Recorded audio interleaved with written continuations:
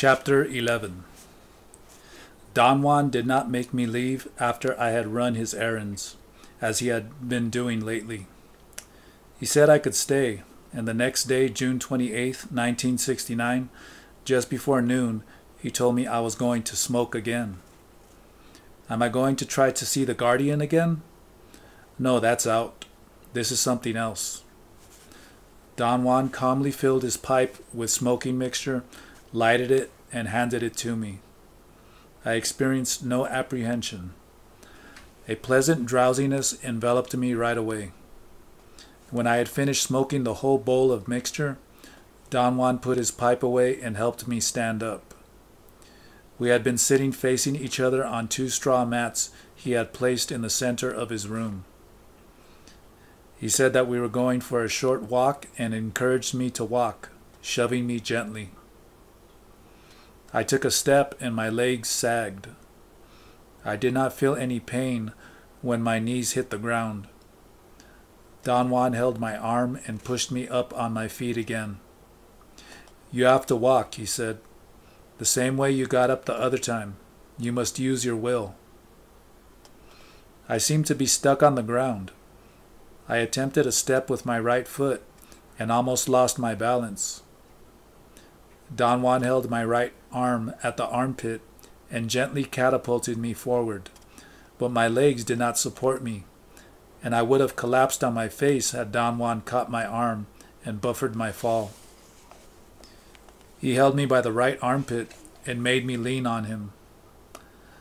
I could not feel anything, but I was certain that my head was resting on his shoulder. I was seeing the room from a slanted perspective. He dragged me in that position around the porch. We circled it twice in a most painful fashion. Finally, I suppose, my weight became so great that he had to drop me on the ground. I knew he could not move me. In a certain way, it was as if part of myself deliberately wanted to become lead heavy. Don Juan did not make any effort to pick me up. He looked at me for an instant. I was lying on my back facing him. I tried to smile at him and he began to laugh. Then he bent over and slapped me on the belly. I had a most peculiar sensation.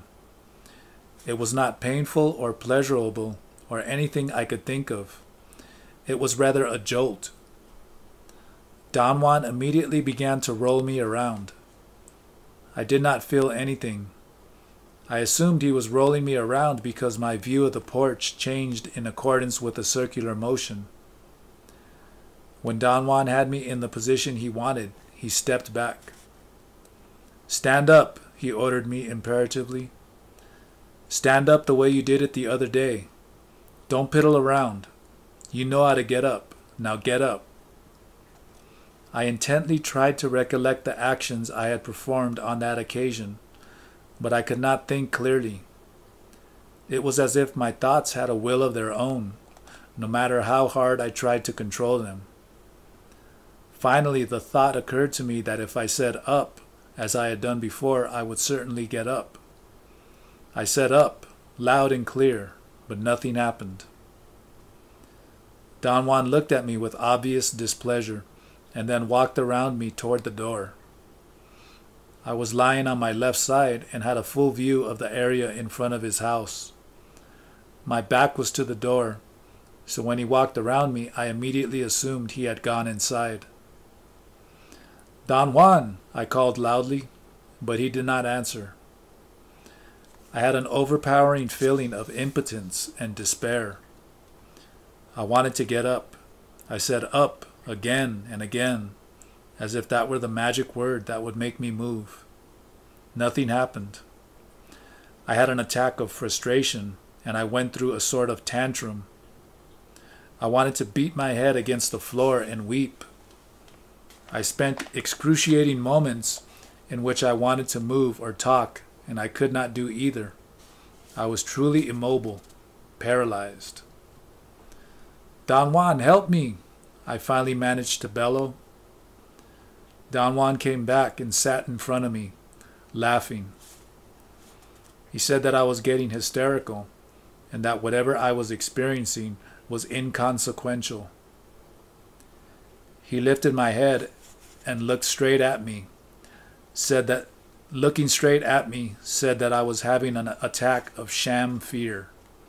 He told me not to fret. Your life is getting complicated, he said. Get rid of whatever it is that's causing you to lose your temper. Stay here quietly and rearrange yourself. He placed my head on the ground. He stepped over me, and all I could perceive was the shuffling of his sandals as he walked away. My first impulse was to fret again, but I could not gather the energy to work myself into it. Instead, I found myself slipping into a rare state of serenity. A great feeling of ease enveloped me. I knew what the complexity of my life was. It was my little boy. I wanted to be his father more than anything else on this earth. I liked the idea of molding his character and taking him hiking and teaching him how to live. And yet I abhorred the idea of coercing him into my way of life. But that was precisely what I would have to do. Coerce him with force, or with that artful set of arguments and rewards we call understanding. I must let him go, I thought. I must not cling to him. I must set him free. My thoughts brought on a terrifying feeling of melancholy. I began to weep. My eyes filled with tears and my view of the porch blurred. Suddenly I had a great urge to get up and look for Don Juan to explain to him about my little boy. And the next thing I knew, I was looking at the porch from an upright position. I turned around to face the house and found Don Juan standing in front of me. Apparently he had been standing there behind me all the time. Although I could not feel my steps, I must have walked toward him because I moved. Don Juan came to me smiling and held me up by the armpits. His face was very close to mine. Good work, he said reassuringly. At that instant, I became aware that something extraordinary was taking place right there. I had the feeling at first that I was only recollecting an event that had taken place years before. At one time in the past, I had seen Don Juan's face at very close range. I had smoked his mixture, and I had had the feeling then that Don Juan's face was submerged in a tank of water. It was enormous, and it was luminous, and it moved. The image had been so brief that I did not have time to really take stock of it. This time, however, Don Juan was holding me, and his face was no more than a foot away from mine, and I had time to examine it. When I stood up and turned around, I definitely saw Don Juan. The Don Juan I know definitely walked toward me and held me. But when I focused my eyes on his face, I did not see Don Juan as I am accustomed to seeing him. Instead, I saw a large object in front of my eyes. I knew it was Don Juan's face, yet that knowledge was not guided by my perception. It was rather a logical conclusion on my part. After all, my memory confirmed that the instant before, the Don Juan I know was holding me by the armpits.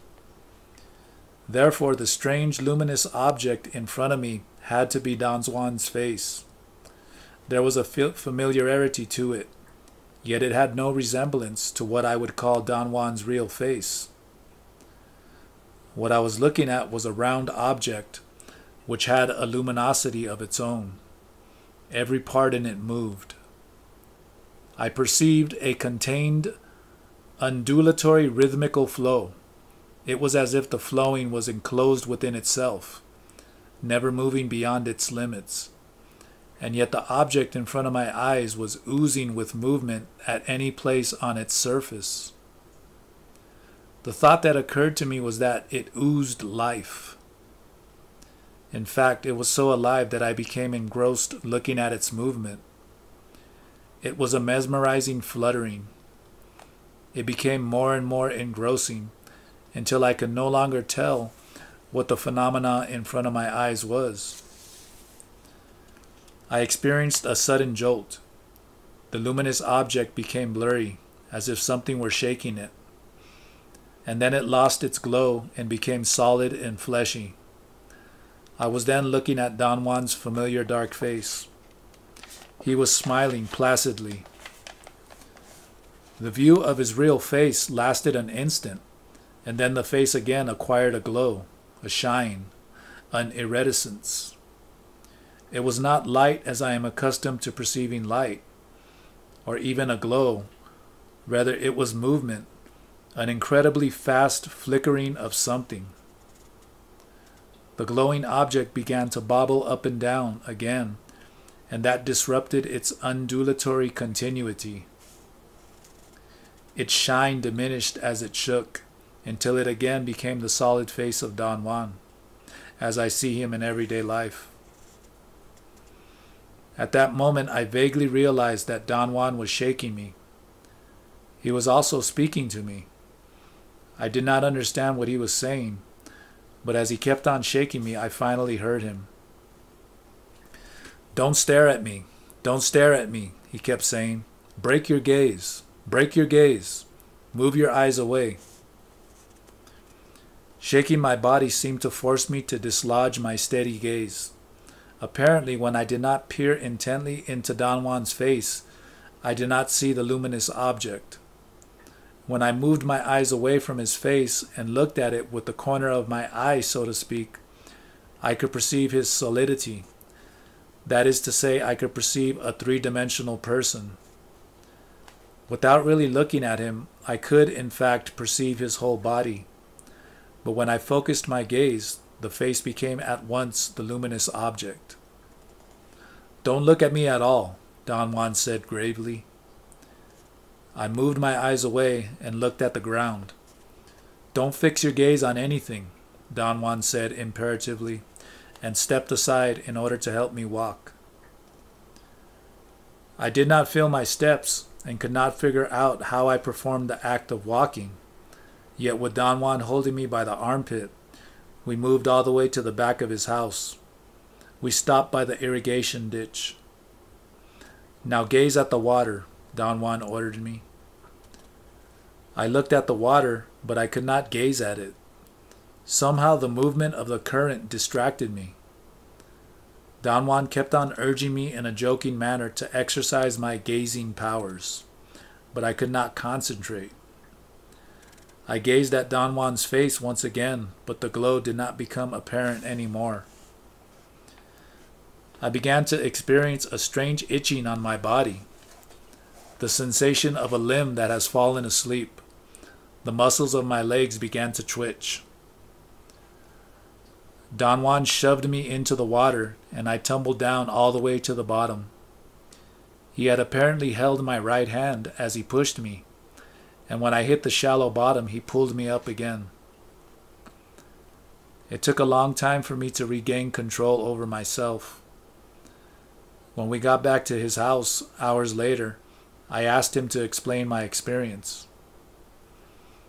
As I put on my dry clothes, I excitedly described what I had perceived, but he discarded my entire account, saying that there was nothing of importance in it. "Big deal," he said, mocking me. "You saw a glow. Big deal." I insisted on an explanation, and he got up and said he had to leave. It was almost 5 in the afternoon. The next day, I insisted again on discussing my peculiar experience. "Was it seeing, Don Juan?" I asked. He remained quiet, smiling mysteriously, as I kept pressing him to answer me. "Let's say that seeing is somewhat like that," he finally said. "You were gazing at my face and saw it shining, but it was still my face. It just happens that the little smoke makes one gaze like that. Nothing to it. But in what way would seeing be different? When you see, there are no longer familiar features in the world. Everything is new. Everything has never happened before. The world is incredible." "Why do you say incredible, Don Juan? What makes it incredible?" "Nothing is any longer familiar. Everything you gaze at becomes nothing. Yesterday you didn't see. You gazed at my face, and since you like me, you noticed my glow. I was not monstrous like the guardian, but beautiful and interesting. But you did not see me. I didn't become nothing in front of you. And yet you did well. You took the first real step toward seeing. The only drawback was that you focused on me. And in that case, I'm no better than the guardian for you. You succumbed in both instances and didn't see. Do things disappear? How do they become nothing? Things don't disappear. They don't vanish, if that's what you mean. They simply become nothing, and yet they are still there. How can that be possible, Don Juan? You have the damnedest insistence on talking, Don Juan explained with a serious face. I think we didn't hit it right about your promise. Perhaps what you really promised was to never ever stop talking. Don Juan's tone was severe. The look in his face was concerned. I wanted to laugh, but I did not dare. I believed that Don Juan was serious, but he was not. He began to laugh. I told him that if I did not talk, I got very nervous. Let's walk then, he said. He took me to the mouth of a canyon at the bottom of the hills. It was about an hour's walk. We rested for a short while, and then he guided me through the thick desert underbrush to a waterhole. That is, to a spot he said was a waterhole. It was as dry as any other spot in the surrounding area. Sit in the middle of the waterhole, he ordered me. I obeyed and sat down. Are you going to sit here too? I asked. I saw him fixing a place to sit some 20 yards from the center of the waterhole, against the rocks on the side of the mountain. He said he was going to watch me from there. I was sitting with my knees against my chest. He corrected my position and told me to sit with my left leg tucked under my seat and my right one bent, with the knee in an upward position. My right arm had to be by my side, with my fist resting on the ground, while my left arm was crossed over my chest. He told me to face him and stay there, relaxed but not abandoned. He then took a sort of whitish cord from his pouch. It looked like a big loop. He looped it around his neck and stretched it with his left hand until it was taut. He plucked the tight string with his right hand. It made a dull vibratory sound. He relaxed his grip and looked at me and told me that I had to yell a specific word if I began to feel that something was coming at me when he plucked the string. I asked what was supposed to come at me, and he told me to shut up. He signaled me with his hand that he was going to commence. He said that if something came at me in a very menacing way, I had to adopt a fighting form that he had taught me years before, which consisted of dancing, beating the ground with the tip of the left foot while I slapped my right thigh vigorously. The fighting form was part of a defense technique used in cases of extreme distress and danger. I had a moment of genuine apprehension. I wanted to inquire about the reason for our being there, but he did not give me time and began plucking the string. He did it various times at regular intervals of perhaps 20 seconds. I noticed that as he kept plucking the string, he augmented the tension. I could clearly see that his arms and neck were shivering under the stress. The sound became more clear, and I realized then that he added a peculiar yell every time he plucked the string. The combined sound of the tense string and the human voice produced a weird, unearthly reverberation. I did not feel anything coming at me, but the sight of Don Juan's exertion and the eerie sound he was producing had me almost in a state of trance. Don Juan relaxed his grip and looked at me. While he played, his back was turned to me, and he was facing the southeast, as I was. When he relaxed, he faced me. "Don't look at me when I play," he said. "Don't close your eyes, though. Not for anything. Look at the ground in front of you and listen." He tensed the string again and began playing. I looked at the ground and concentrated on the sound he was making. I had never heard the sound before in my life. I became very frightened. The eerie reverberation filled the narrow canyon and began to echo.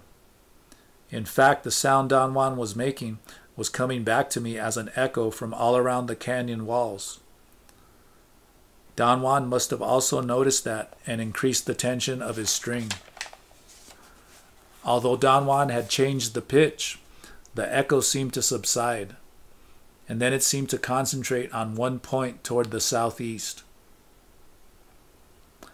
Don Juan reduced the tension of the string by degrees until I heard a final dull twang. He put the string inside his pouch and walked toward me. He helped me stand up. I noticed then that the muscles of my arms and legs were stiff, like rocks. I was literally soaked in perspiration. I had no idea I had been perspiring so heavily. Drops of sweat ran into my eyes and made them burn.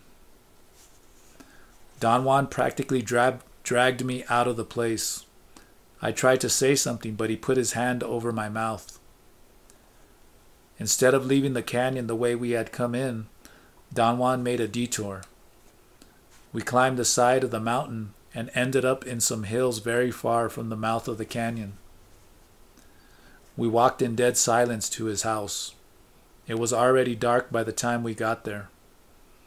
I tried to talk again, but Don Juan put his hand on my mouth once more. We did not eat and did not light the kerosene lantern. Don Juan put my mat in his room and pointed at it with his chin. I understood it as a gesture that I should lie down and go to sleep. "I have the proper thing for you to do," Don Juan said to me as soon as I woke up the next morning. "You will start it today. There isn't much time, you know." After a very long, uneasy pause, I felt compelled to ask him, "What did you have me doing in the canyon yesterday?" Don Juan giggled like a child. "I just tapped the spirit of that waterhole," he said. "That type of spirit should be tapped when the waterhole is dry, when the spirit has retreated into the mountains. Yesterday I, let us say, woke him up from his slumber. But he didn't mind it and pointed to your lucky direction. His voice came from that direction." Don Juan pointed towards the southeast. "What was the string you played, Don Juan?" "A spirit catcher." "Can I look at it?" "No, but I'll make you one. Or better yet, you will make one for yourself someday when you learn to see." "What is it made of, Don Juan?" "Mine is a wild boar. When you get one, you will realize that it is alive and can teach you the different sounds it likes. With practice, you will get to know your spirit catcher so well that together you will make sounds full of power." "Why did you take me to look for the spirit of the waterhole, Don Juan?" "You will know that very soon." Around 11:30 a.m., we sat under his ramada, where he prepared his pipe for me to smoke. He told me to stand up when my body was quite numb. I did that with great ease. He helped me walk around. I was surprised at my control. I actually walked twice around the ramada by myself. Don Juan stayed by my side, but did not guide me or support me. Then he took me by the arm and walked me to the irrigation ditch. He made me sit on the edge of the bank and ordered me imperatively to gaze at the water and think of nothing else. I tried to focus my gaze on the water, but its movement distracted me. My mind and my eyes began to wander onto other features of the immediate surroundings. Don Juan bobbed my head up and down and ordered me again to gaze only at the water and not think at all. He said that it was difficult to stare at the moving water and that one had to keep on trying. I tried 3 times, and every time I became distracted by something else. Don Juan very patiently shook my head every time. Finally, I noticed that my mind and my eyes were focusing on the water in spite of its movement. I was becoming immersed in my view of its liquidness. The water became slightly different. It seemed to be heavier and uniformly grayish-green. I could notice the ripples it made as it moved. The ripples were extremely sharp. And then suddenly I had the sensation that I was not looking at a mass of moving water, but at a picture of water. What I had in front of my eyes was a frozen segment of the running water. The ripples were immobile. I could look at every one of them. Then they began to acquire a green phosphorescence, and a sort of green fog oozed out of them. The fog expanded in ripples, and as it moved, its greenness became more brilliant until it was a dazzling radiance that covered everything. I don't know how long I stayed by the irrigation ditch. Don Juan did not interrupt me. I was immersed in the green glow of the fog. I could sense it all around me. It soothed me. I had no thoughts, no feelings. All I had was a quiet awareness, the awareness of a brilliant, soothing greenness. Being extremely cold and damp was the next thing I became aware of. Gradually, I realized that I was submerged in the irrigation ditch. At one moment, the water slipped inside my nose, and I swallowed it, and it made me cough. I had an annoying itch inside my nose, and I sneezed repeatedly. I stood up and had such a forceful and loud sneeze that I also farted. Don Juan clapped his hands and laughed. "If a body farts, it's alive," he said. He signaled me to follow him, and we walked to his house. I thought of keeping quiet.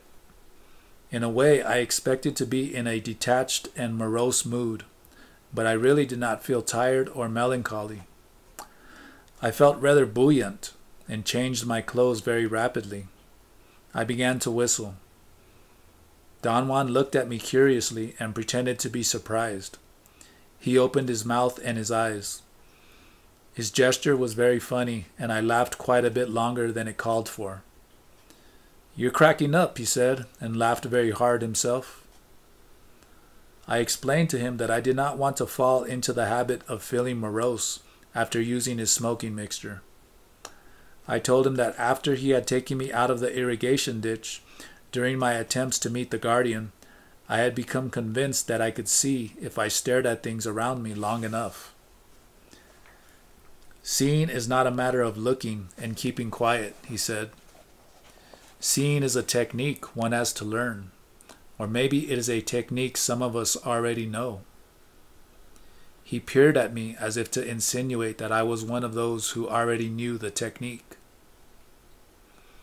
"Are you strong enough to walk?" he asked. I said I felt fine, which I did.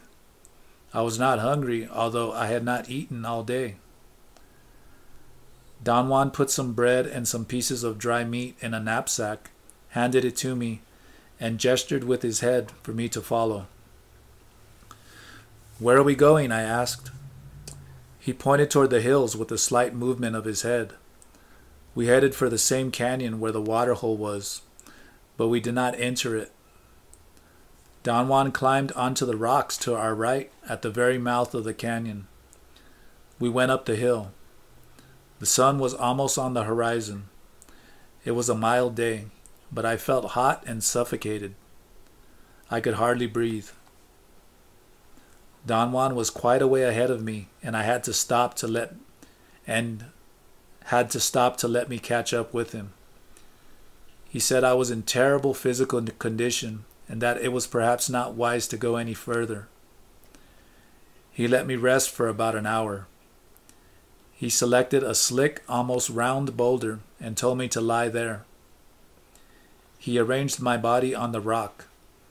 He told me to stretch my arms and legs and let them hang loose.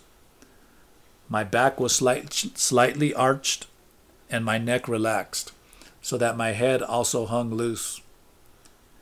He made me stay in that position for perhaps 15 minutes. Then he told me to uncover my abdominal region. He carefully selected some branches and leaves and heaped them over my naked belly. I felt an instantaneous warmth all over my body.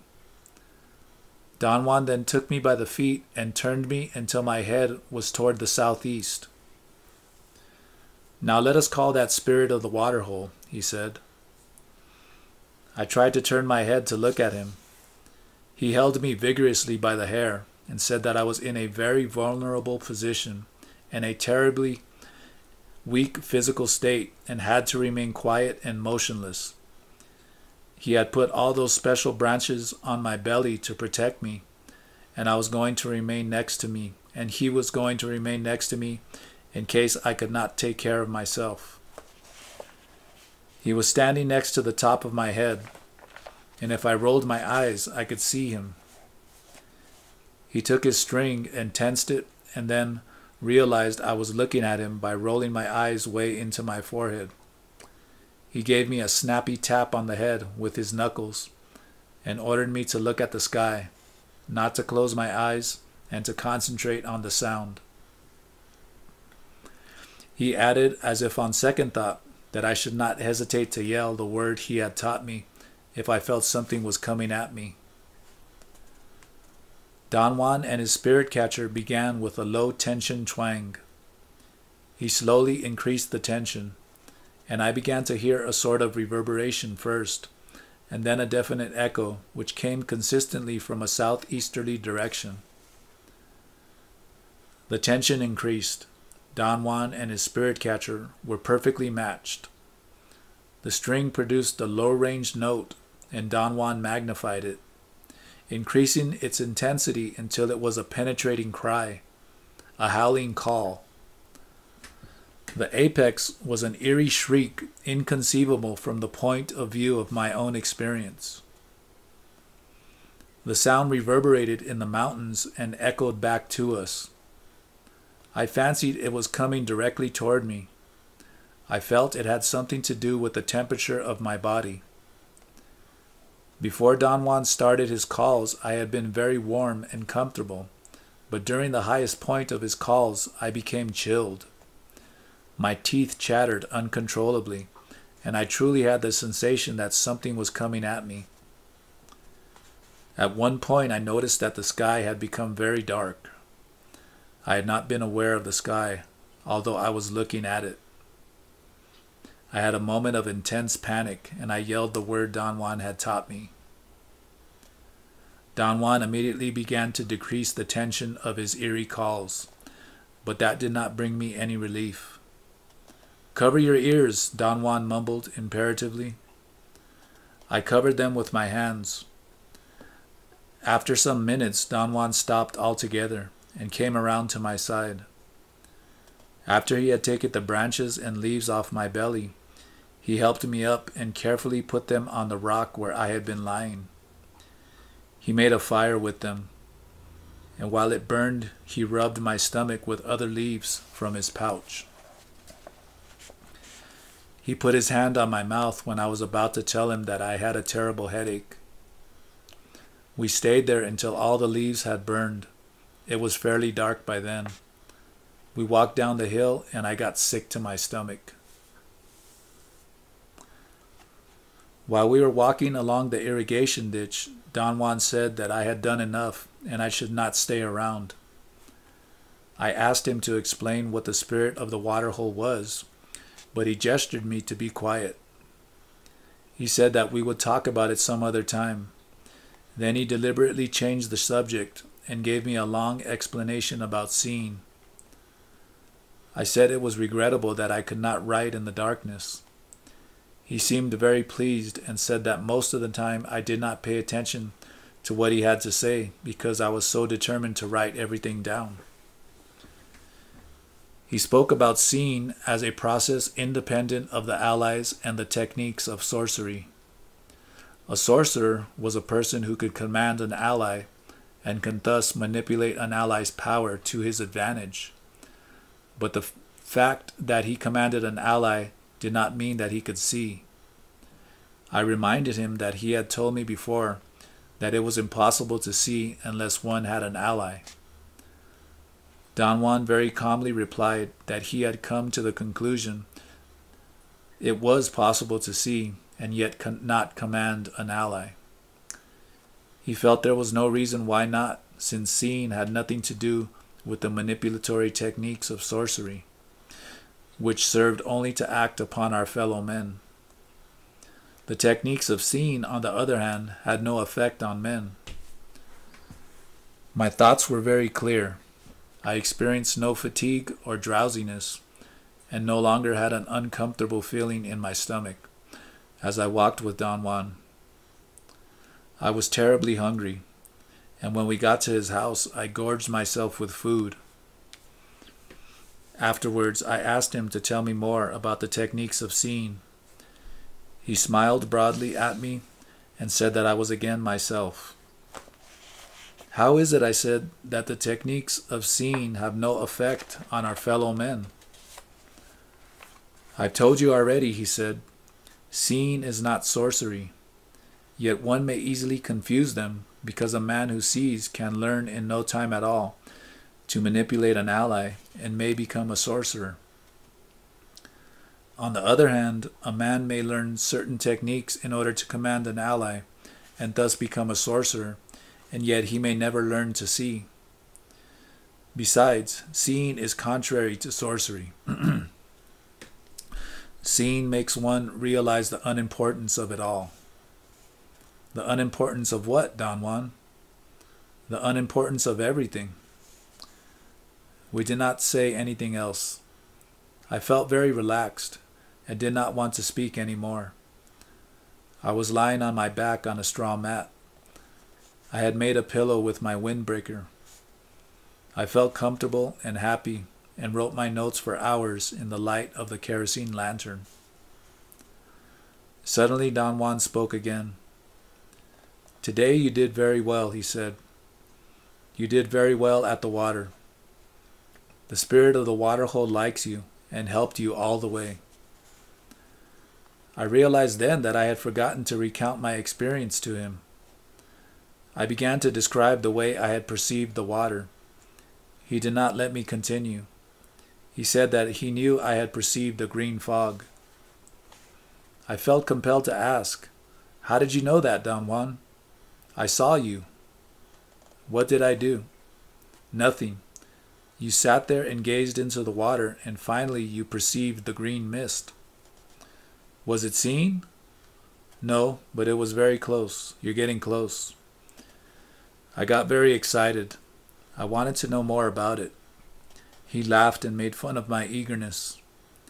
He said that anyone could perceive the green fog because it was like the guardian, something that was unavoidably there, so there was no great accomplishment in perceiving it. When I said you did well, I meant that you did not fret, he said, as you did with the guardian. If you had become restless, I would have had to shake your head and bring you back. Whenever a man goes into the green fog, his benefactor has to stay by him in case it begins to trap him.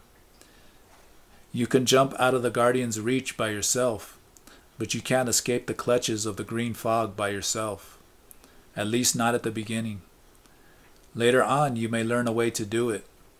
Now we're trying to find out something else. What are we trying to find out? Whether you can see the water. How will I know that I have seen it or that I am seeing it? You will know. You get confused only when you talk.